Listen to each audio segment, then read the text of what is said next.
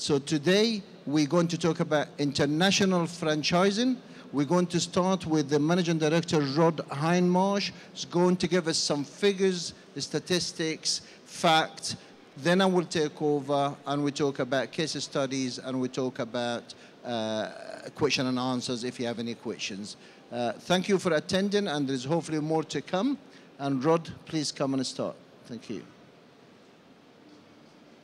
Thank you. Thank you. So, international franchising. One of the things that we want to stress right from the beginning, and it's very important to us, is really how simple franchising is if you get the basics right. We, as a company, have also franchised ourselves. So if I just give you a quick history of where we started, we've been now trading for 25 years as franchise consultants. And for the first 18 years, we concentrated in the UK. If you'd said to me 4 or 5 years ago that we'd have offices in China and America, I would have been as surprised as anyone. But 7, 8 years ago, we decided to franchise how to franchise. And the basic documents that you need before you can franchise are quite simple and straightforward. You need, and probably the most important thing, is that you need a decent franchise agreement, and that franchise agreement has got to be pertinent to the country that you operate in. We are very fortunate how to franchise. We work, say, with international solicitors, and we also have our own solicitor. And my standard joke to that is that I have kept our solicitor, who now has worked for us for 22 years, longer than I've been able to keep a wife. But anyone that knows solicitors know that solicitors are more expensive than wives, unfortunately. So we decided to franchise our business, and we now have 18 international partners. We're also looking for and are talking to a couple of quite serious prospects in Turkey. We believe before you can go into a country, you have to have a local specialist, a local person who will understand the customs and the nature of the business. So we take on average 3 to 4 international franchise partners per year, and we work very heavily with them. What we try not to do is tell you how to franchise in a country, but actually show you the best practices that we've come across and then work with you. I always think franchising is like a religion, that if you do it properly, it is a total win-win proposition. A win proposition also for the franchisees, because they find a way of doing their business that is successful and built on the success of others. But also, when you buy a franchise, you don't just buy something that works. One of the most important things that you buy is the history. And sometimes that history may not be that great. The history of mistakes, the history of buying the wrong machinery or doing the wrong marketing activity. From that history, it saves you spending money and wasting money. In the UK and internationally, 90% of franchises make money in their first year. If you look at the statistic for businesses starting, 90% of businesses that start in the UK and most of Europe actually fail within their first year. So if you look at the statistics, 90% of franchisees make money in their first year, 90% of businesses normally fail. To me, one of the most encouraging proposition also is that 94% of franchisees are trading 5 years later. Again, compare that with that 90% of businesses have failed. To me, there really isn't a decision of whether you should buy a franchise. It's just making sure that you find the right franchise. To franchise internationally cannot be easier if you've got the right things in place. We as a company can help you to achieve that, but the tips that we would give to you if you wanted to do it by yourself is that you've got to find someone from that country. So we operate in China, and the people that show us how to do it are Chinese. We operate in Portugal, and the guy who shows us how to do it is Portugal. We will not operate in Turkey until we actually have found ourselves a Turkish citizen to advise us and show us the best way. The documents that you need to franchise start with the basics, the franchise agreement. This is the legal agreement between yourself and the franchisee. The second most important document is the operations manual. This is the equivalent of the Bible or the Quran. This is the way that you run your business. And it is very important that an operations manual is updated. You can't just do one 3 years ago and hope that it's going to be okay. You've also got to make account of the customs and traditions within that country. We've franchised now we have 10 franchise partners in the UK and 18 internationally. So we've done it nearly 30 times, and our operations manual is in its 40th edition, where it's been updated and things have changed. And again, each country has its own input as well. The other thing which is most important when you have the franchise is the marketing material, that you make sure that you have the right things and the right things that appeal to that country, and that it is within the traditions and customs of that country. So one of the biggest problems sometimes that we have with American companies that we deal with is most Americans, and I learned how to become a franchisor in America, believe that they know everything best. Unfortunately, that, as we've seen, is not necessarily the case, but they will have a brochure that is very good in America and very productive in America, and procedures that are very good and brilliant in America. But as they say in Thailand, this is Thailand, and we want it to be for us rather than any other country. So those are the three major ingredients when you look at putting an international franchise together: the operations manual, the franchise agreement, the marketing material. The other important ingredient is having the finances and working out with the franchisees that they can make money. One of the things that we found as a franchisor, and one of the easiest ways to manage a franchisee, is to make sure that they make enough money. Most franchisors that have problems, half of it can be boiled down to them being too greedy. The most important person who's making money, i.e. the franchisee, is more important initially for the franchisor than the franchisor making lots of money. And the reason for that is franchising, and the object of franchising is to build your brand and to build your company.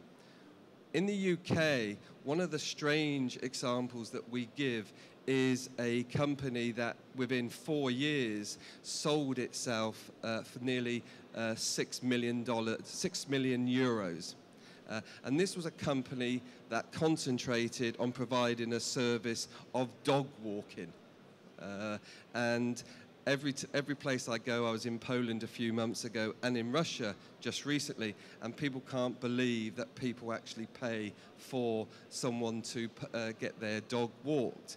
But as we get all busy and we become more professional, and everyone has a active role in being busy during the day, sometimes walking the dog, the valuable asset to the business, asset to the family, becomes a problem.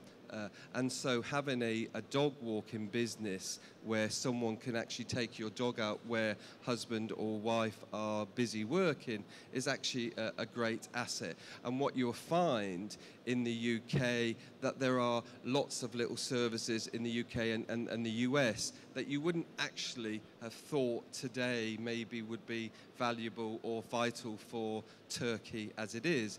But as Turkey develops, you will find that more and more of our time is taken up with maybe leisure or family activities or working, and that sometimes cleaning, oven cleaning becomes more and more important. Franchising has always been based around food, But the second most important part are services.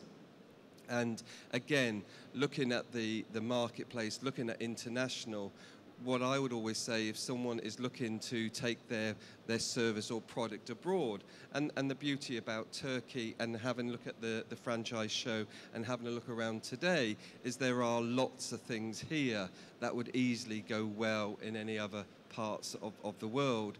But what you have to do is to make sure that you understand that the country that you're operating in, and that you have someone that you can build the business through.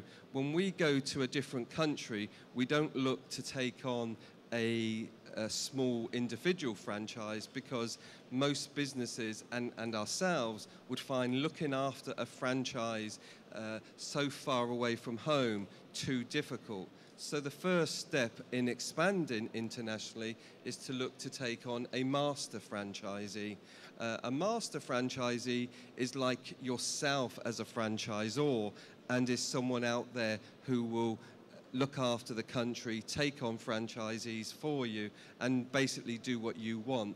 They will trickle back profit from the franchisee in form of an override, and will be basically your person in that area. So we always feel that one of the best ways to actually go internationally is to actually take on a master franchisee, which again is a separate agreement. We have Adly here today, and before I bore you to death, I'll let him take over. Adly is a fascinating story for us, apart from being a fascinating man as well.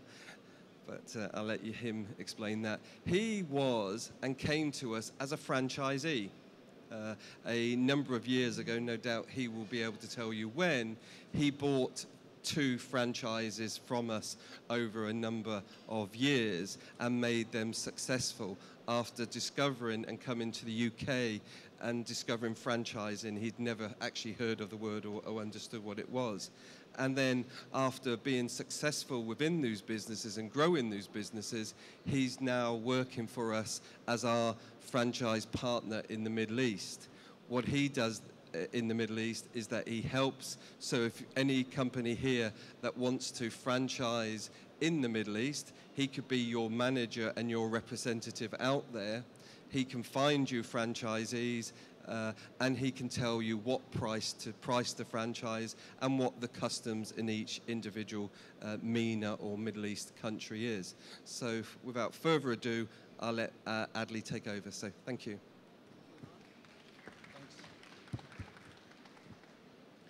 Assalamu alaikum again, good afternoon. I'm Adly. Originally I come from Palestine, born in Egypt, lived in England for 39 years.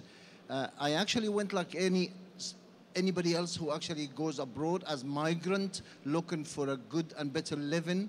I washed plates for 18 months. I became a waiter, I became a barman, I became an assistant manager, I became a general manager in a restaurant. I ran 5-star hotels for 2 years. So my background was always hard work, hard work, hard work. Did I know any different? No, I didn't.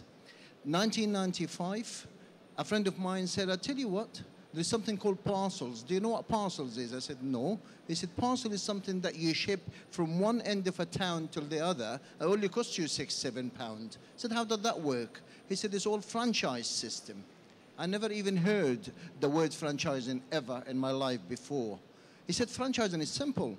You go and pay a fee for a company, established, perhaps it's international. They have a system, they have operation manual, they train you, they launch you, they help you, you're in business. How do I do it? I am one of the people. I come from a background that you really want something, pay for it. I paid the fees. I wanted to be a franchisee. I wanted to go to parcel and courier delivery service. I met Rod in my first ever franchise show I've been to in 1995 in England. And he encouraged me. He said, what you want? And I said, I want parcels. I don't know what parcels means. He introduced me to 3 companies within the same franchise show in London. I only had 25,000 with me. So one was 75, one was 50,000, one was 25. So of course I went for what I could afford. And I talked to them for about an hour. And I said, how can I start your industry just like that without having a background? And I'm serious. It's me who's done it. He said, you pay me the fees, come for 2 weeks training, get somebody else with you. So I had a partner. 1 week, he was trained in the warehouse. 1 week, I was trained in the administration, in the office. The following week, they sent me to the warehouse. They got him in the admin office. We both been trained how to run the business. In those 2 weeks, I already knew where I'm going to operate. The choice is mine to operate which location, where I live, where I work, wherever. I chose my location. I had the warehouse. They asked me for 4 vans, 4 drivers, and a secretary. Remember, I was a waiter. I was a restaurant manager. I never knew how to deal with a driver. So I've got the vans. I had trust in the system. Came out of the training. They had a sales marketing director with me. They had an admin staff from their head office with me, plus my staff. The phone started ringing. The parcel's been delivered to my doorstep from the parent company, the system. Within a week, I thought, I've been doing this for 10 years. I had nothing to worry about. Any problems I had, I only had to pick up the phone, ring the head office, and they tell me what to do. Then, 2004, I bought my second parcel and delivery company. It was an Australian company. I got to know more about international franchising. The first one was a British company. The second one was Australian. Then I joined Rod for how to franchise. I am still a franchisee till today, but he does it in a different way. It's partnership. So what you earn, you earn. He needs us, I need him. I always have to ring the head office. They give me the support. You know what? I cover the Middle East. And I get a brand from England or Germany or America to take to the Middle East, different world. A, they don't understand the culture. B, they don't understand the mentality. We have in the Middle East something called bakshish. Is that a word that everybody knows? Americans don't know it. They heard about it, but it's not in the operation manual. So how the hell do you put bakshish, which it comes not 4%, not 5%, it comes in thousands. It's true, isn't it? You're laughing. You know about it, do you? How the hell do you tell an American man you have to budget for bakshish? It's very difficult. But we're going to keep it simple. Make it easy? Yes, it is easy. I swear to God. And I'm telling you, wallahi, wallahi, wallahi, if you have a concept, put your operation manual, get your house in place, make sure that your offices run properly. You should have your training team. You should have your marketing team. You should have your support and admin team. It will work. Get your house in order. I will take it for you. I'll find you an investor. Simple.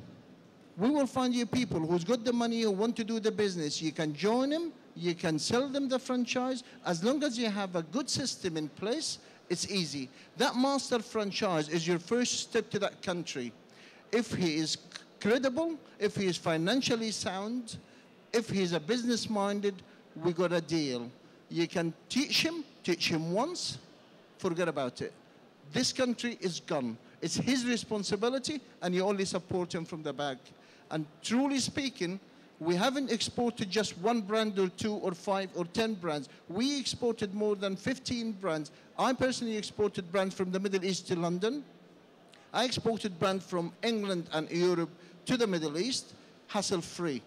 Even as a company, how to franchise, we have a support team that if you have a master in one of the Middle Eastern countries, you don't have to get a flight and a hotel and somebody lives there and pay for his accommodation to look after that master franchise and the brands. We do it. I'm always in either Egypt, Dubai, Saudi. Tell me where the problem is. I will go to the country in my travel. We charge minimal to what you pay for the air traffic. And we go in and we give you a report in a weekly basis or monthly as you wish. We can do it for you. So our booth is in I-115 in the far corner, I-115. We're here till the end of the day. If you have any more queries, please come to the booth. But we'll have a question and answer session, 5-10 minutes we have before we finish. If any of you is a franchisor wishing to go international, you have a question, please raise your hand and ask. If it comes to you later, come to our booth. The lady here.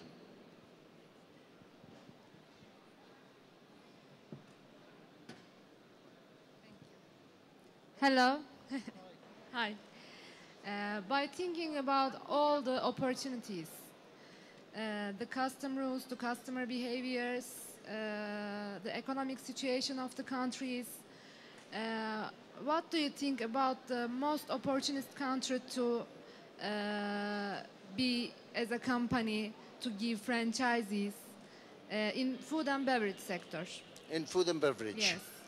Do you want me to say who you are or not? Do you want me to introduce your company or you don't want to talk about it? I am from Simit Sarayı. Thank you. Simit Saray, very, very brave company, Turkish.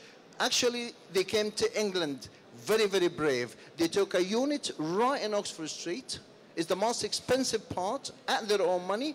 And trust me, they will conquer the world. They will conquer the Middle East. They will conquer Europe from London. They've done it. And I think the government does help, doesn't it?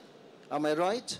I believe the Turkish government help any Turkish organization who's traveling and exporting abroad by 50%. And please confirm whoever in the authority. The Turkish government help the Turkish organization to go abroad. They want you to be abroad. And I love coming here. Now, coming back to you, you've done it well. You can sell the world from Oxford Street. Mm-hmm. You have nowhere. But in the Middle East, is one of the areas, culture, very important. They have a different mind altogether. They really have different mentality. But you will get used to it. The master who's going to buy the master franchise from you, he actually knows what he's up to, and he will advise you, and I will advise you. So the Middle East, I can help you. Europe, we have a partner in Berlin, Portugal, and Spain. Have I answered your question? I've just wondered if you can tell me just an exact country, just one country. To do what? To do a franchise business. Yes. Can you tell me this is the most opportunist country by governmental support, by custom rules, by customer behaviors, by money value, yeah. By taking account from Turkey? USA, or, yes, from a Turkish company to invest in abroad. Okay. What should be the best country? Okay. To be honest, I don't know why you're asking me. You already got the Middle East conquered. I tried to get you a master in Egypt. You said we sold it. I've got you a master in Saudi. I said, hello, we sold it. I got you a master in Qatar. I said, maybe. So you know what you're talking about. London is the best place to sell the world. Your next step should be Germany. You are in Germany? Yes. So what the hell are you asking me for? Get me the microphone. She's not a starter. Has anybody else got a question? You have a question? Okay. It's for Mr. HindMARSH. Welcome to Turkey to show. I have a question about the master franchising agreement. Can you a little more give more information about master franchising principles, please? Okay. Thank you. Just to answer your question, the UK. I would have answered the UK. The reason why I would have answered the UK, the banks will lend up to 80% funding, and the US and Canada are similar. With a franchise agreement, the fundamentals of a franchise agreement is that they protect the franchisor.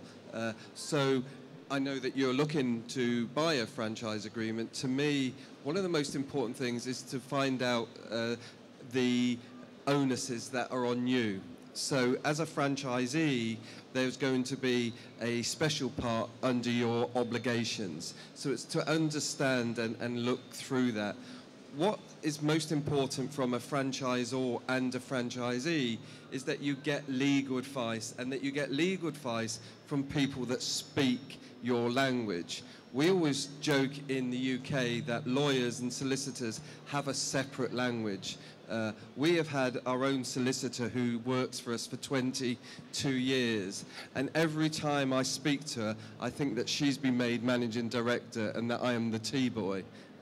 And she would take maybe sometimes 40 minutes for her to answer a question, and at the end of it, I would turn around and say, I just wanted to know if it was yes or no.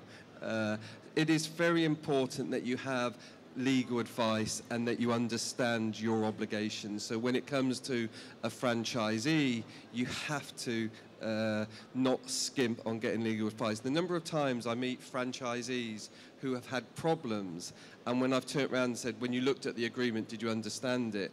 And they've signed the agreement without understanding it. It is like a marriage, and before you marry someone, I'm sure you at least have 1 or 2 visits with them. So. Good evening. I am become the starter. I have a product about the satellite and television system, the cable connectors from Italy, and I have been that is 2008 was, and I become taught many times, but I didn't starting, and I have a contact with the company, so I want to get in first of all in the Turkish market, and then also I am Bulgarian. I have a citizen Bulgarian, and then become to Bulgarian market. What is the difficulty between the international franchising and Turkish franchising? And also, I don't have capital, but the company was promised me to give to send the Finance. products, and then. Hey. Well, I mean, Thank you. I think the one thing that you'd say without knowing the specifics, that if the company is going to help and support you by giving you products on a credit basis, then that's a good sign. That shows you the confidence that they have. To me, one of the beauties about franchising, say, in any country or going international, is the fear of the international always seems to be great, whereas in fact my language skills, as you can quite rightly see, as an Englishman, we are so arrogant like the Americans and we only speak English. And it has always frightened me to go to these other countries.